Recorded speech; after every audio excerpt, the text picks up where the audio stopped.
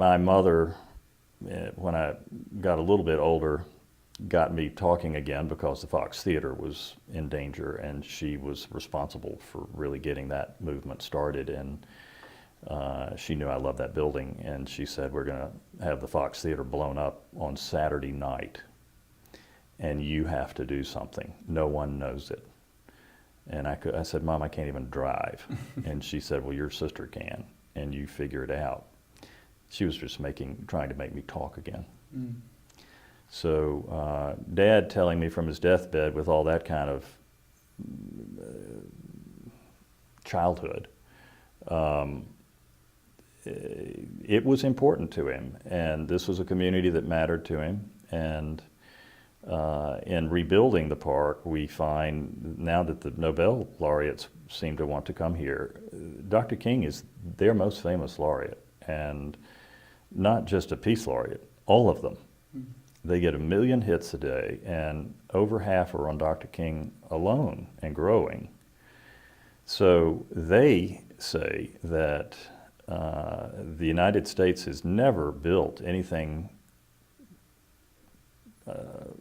to the level of his august stature globally, even the monument in Washington, until our plan. Mm-hmm. And one of the people that they introduced to us is Dae-Young Shin from Seoul, Korea.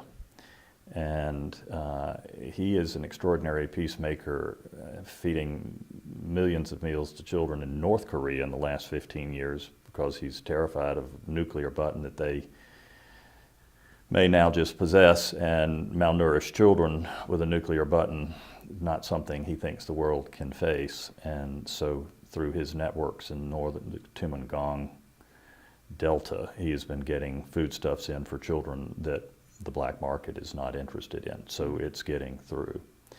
And he has been a very key figure in the interest of the Nobel, and he has also opened a Peace Institute for conflict resolution here that will be in the park. And he's a great visionary, and just recently held an extraordinary peace conference in Rome, Italy, in deference to the Nobel laureates, because that's where they're currently based. And it was it was about 50 people, one of the most excellent global guest lists of participants and scholars and diplomats, politicians, military, that I have ever seen.